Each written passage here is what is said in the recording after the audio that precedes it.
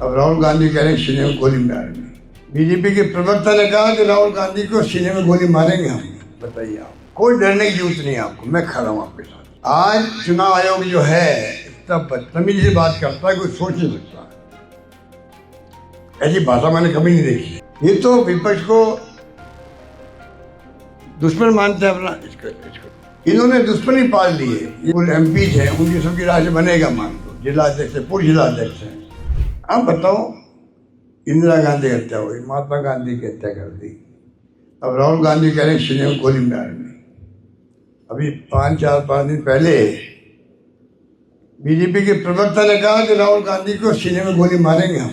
बताइए आप बताइए कितने, कहाँ जा रहा देश, कहाँ जाएगा ये मुल्क, किस दिशा में जाएगा, किसी को नहीं मालूम। सीने में गोली मारेंगे। गांधी को मार दी सीने में गोली। इंदिरा गांधी का सीना 35 गोली छलनी कर दिया। राजीव गांधी के चीते उखाड़ दिए बम के ऊपर, बम ब्लास्ट करके। उनके परिवार का राहुल गांधी जो है उसके बावजूद मुकाबला कर रहा है इन ताकतों का। वो खुद के डरो मत। पूरे देश के कांग्रेसजनों को नई ताकत दी है कि भाई कोई डरने की जरूरत नहीं है आपको, मैं खड़ा हूं आपके साथ। और ये लोग कहते हैं उनकी सीने में गोली मारेंगे। आप सोच सकते हो कि हम किस दिशा में जा रहे हैं। डॉक्टर अम्बेडकर संविधान सभा, जिन पंडित नेहरू भी थे, सरदार पटेल भी थे, मौलाना आजाद भी थे, और बड़े बड़े नेता थे उसके अंदर, महापुरुष थे। आप बताइए, आज सबको वोट का अधिकार बराबर मिला हुआ है। अगर वोट का अधिकार नहीं मिलता एक एक सबको, तो गरीबों का कौन मान सम्मान करता। हाथ तो पैरों में हाथ लगाते जाके हम, दलित हो, आदिवासी हो, माइनॉरिटी का कोई हो, तो भाई आशीर्वाद दो, मैं आपकी सेवा करूंगा। ये सम्मान मिला हुआ है। महिलाओं का अधिकार दिया, वोट का अधिकार हिंदुस्तान के अंदर। आपको मालूम, अमेरिका जैसा मुल्क जो बहुत विकसित राष्ट्र, दुनिया का सबसे ताकतवर राष्ट्र है, वहाँ और इंग्लैंड में जो हम जिसके गुलाम थे हिंदुस्तान के अंदर, वहाँ 100 साल से अधिक लगा है वहाँ पर। वो जब आज़ाद हुए थे और जब निर्माण हुआ उनका, तो महिला को वोट का अधिकार नहीं था। 114 साल बाद वोट का अधिकार मिला महिलाओं को वहाँ पर हिंदुस्तान के अंदर। जिस दिन आज़ाद हुआ, संविधान बना, पहले दिन से महिलाओं को वोट का अधिकार हिंदुस्तान में मिला। बताइए, ये सोचती है हमारी। अब इन तमाम बातों को ये नष्ट करना चाहते हैं, लोकतंत्र को नष्ट करना चाहते हैं। क्या बचेगा बाद में? बोलने की आज़ादी रहेगी किसी के पास? सोचने की आज़ादी रहेगी? समानता का अधिकार रहेगा? क्या रहेगा? ये जुडिशरी का क्या हाल होगा? जुडिशरी रहेगी क्या? कागजों में रहेगी। इलेक्शन कमीशन रहेगा क्या? आज भी कह सकती है उसकी, जो राहुल गांधी ने मुकाबला कर रहे हैं। आज चुनाव आयोग जो है इतना बदतमीजी से बात करता है, कोई सोच नहीं सकता। ऐसी भाषा मैंने कभी नहीं देखी। पत्र लिखते खड़गे साहब को क्या लिखते हैं, क्या लैंग्वेज काम होती है, लैंग्वेज। मिलने ज़्यादा डेलीगेशन में क्या व्यवहार करते हैं, कोई सोच नहीं सकता। ये तो स्थिति वो बन गई है जो चाइना में और रशिया में है। वहाँ भी चुनाव आयोग है हमारे तरह है। तो वहाँ 50-60 साल 70 साल देख रहे हो आप, एक पार्टी के शासन है। वो चाहते हिंदुस्तान के अंदर भी चुनाव आयोग तो हो, चाइना की तरह, रशिया की तरह एक पार्टी शासन करते जाए, भाई चुनाव का रिकॉर्ड जमा हो। यही सब चीज़ है। राहुल गांधी जो मेहनत कर रहे हैं, वोट छोड़ की बात कर रहे हैं, गद्दी छोड़ की बात कर रहे हैं।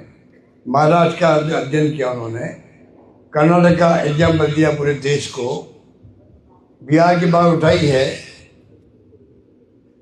30-35 लाख वोट कह रहे थे, ये बाहर के लोग आए हुए हैं, विदेशी है।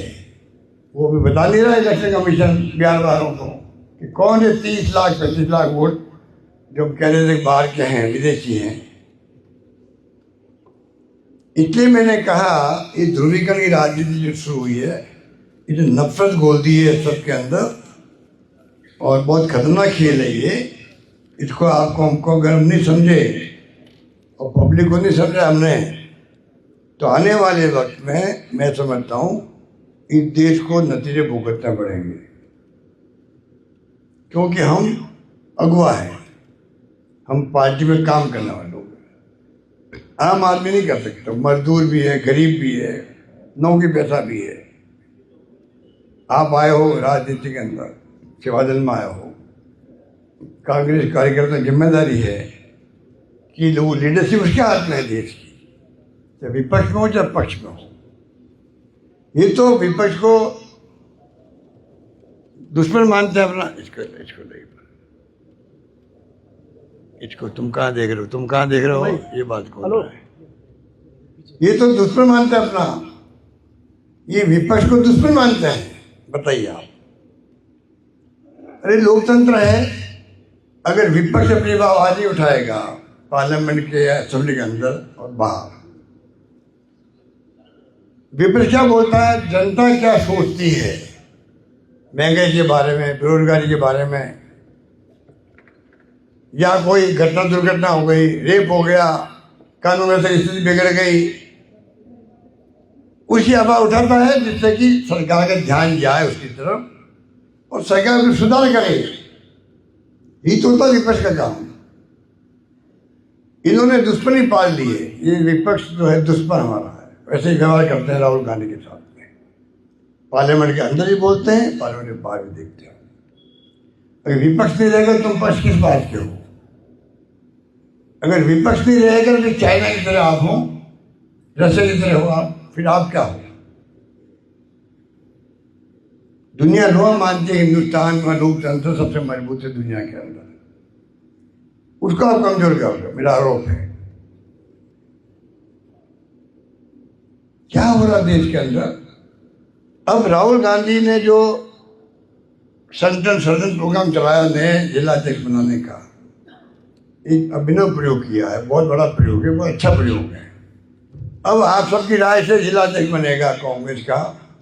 जितने वह नेता एमएलए हैं, एमपी हैं, पूर्व विधायक है, पूर्व एमएलए हैं, पूर्व एमपी हैं, उनकी सबकी राय से बनेगा। मान लो जिलाध्यक्ष है, पूर्व जिलाध्यक्ष है, तो कम से कम जो बनेगा वो कहेगा भाई मुझे सबने बनाने में भागीदारी निभाई है, कम से कम वो सबकी बात तो सुनेगा। बड़ा स्थिति बन गई थी, जिसको डीआरओ मिल गया, अगर मेरे को डीआरओ मिल गया तो मैं बनूंगा जिला अध्यक्ष, ब्लॉक अध्यक्ष, तमाम पदाधिकारी,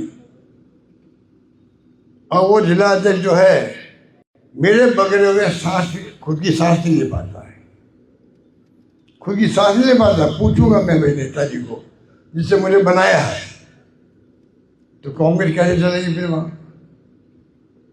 ये स्थिति बनी। अब जो है एक क्रांतिकारी फैसला मानता हूं मैं इसको, जिसमें सबकी राय के बाद में राहुल गांधी खुद फैसला करेंगे कि भाई जिला अध्यक्ष के नाम 6 नाम आए हैं, 3 नाम हुए, इसमें ही नाम ठीक रहेगा, कम से कम 90% परमानेंट हो जाएगा। थोड़ा बहुत तो फिर भी रहता है भाई जी कि जो प्रभावशाली है, काम करता है, उसकी चलती भी है। तो कहने का मतलब ये कि जो बदलाव आ रहा है उसको समझो आप लोग। ट्रेनिंग कैंप का मतलब यही है, जो प्रशिक्षण शिविर लगाए हैं उसका मतलब यही है कि इसके माध्यम से आप लोग 3 दिन बैठ करके आप चर्चा करेंगे, आपस में खुल के बातचीत करो। हमने सरकार में विभाग बना था एक, उसका नाम था peace and non violence, Hindustan में कहीं नहीं है। जब हमने वहाँ गांधी जी का बनाया म्यूजियम जयपुर में, शानदार, आप लोग जाके देखिएगा उसको। 3 घंटे कम से कम लगेंगे, 2 दिन जाके देखना पड़ेगा। हिंदुस्तान में कहीं नहीं। राहुल गांधी जी ने खड़गे साहब में उसका क्या उद्घाटन किया था, शानदार बना। विभाग हमने बनाया, सरकारी विभाग बना दिया, और पूरी रास्ता में कैंप लगा दिए हम लोगों ने। अब वो इतने आपका कैडर बैठा जिलों के अंदर, आप सेवादल के साथियों में कहना चाहूँगा आप भी उन्हें संपर्क करें, वो बहुत चाहते हैं हमारा कैंप वापस हो और हमसे बातचीत को करे।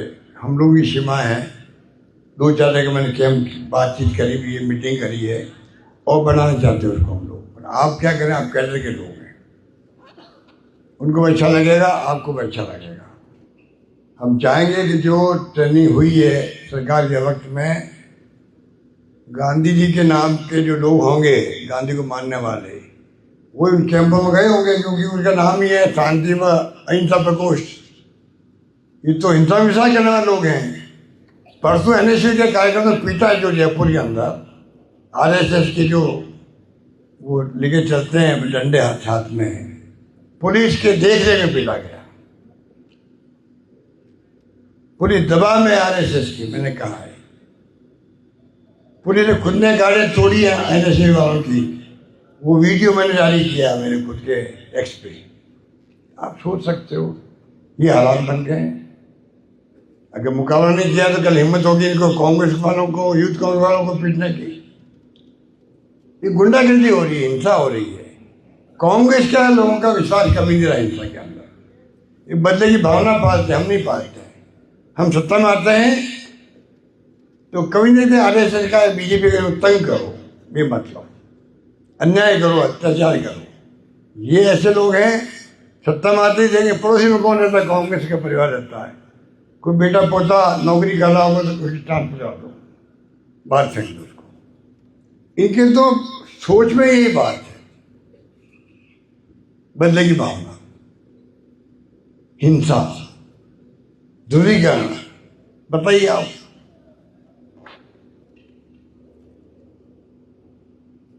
तो आप सोच सकते हो कि किस प्रकार से जो कुछ हो रहा है देश के अंदर, उसमें जिम्मेदारी सबसे ज़्यादा किसकी है, कांग्रेस की है। इसलिए मैंने कहा आपको, समझिए बेरोजगारी की बहुत भयंकर है, महंगाई की है, उस पर इश्यू बनना चाहिए।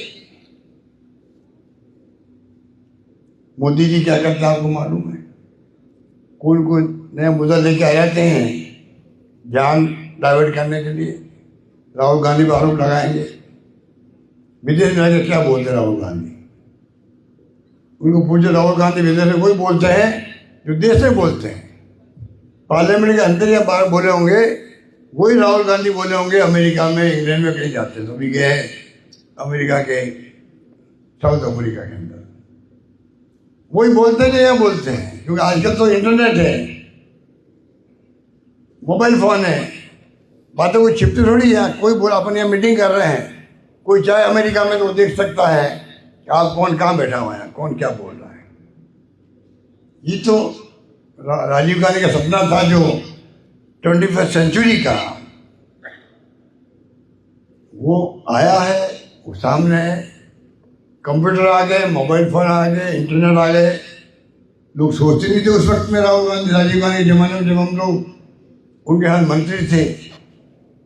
आज सब कुछ आया है देश के अंदर भी। इसलिए मैं कहना चाहूँगा कि आप लोग जो है दिमाग में रखें किस प्रकार इस ध्रुवीकरण का मुकाबला करना है। जैसे राहुल गांधी ने कहा कि नफरत के बाजार में मोहब्बत की दुकान, 2 सेंटेंस से बात करती है। अब आपके हमारे ऊपर है कि राहुल गांधी के एजेंडा को हम गांव तक, गरीब तक कैसे पहुंचाएं।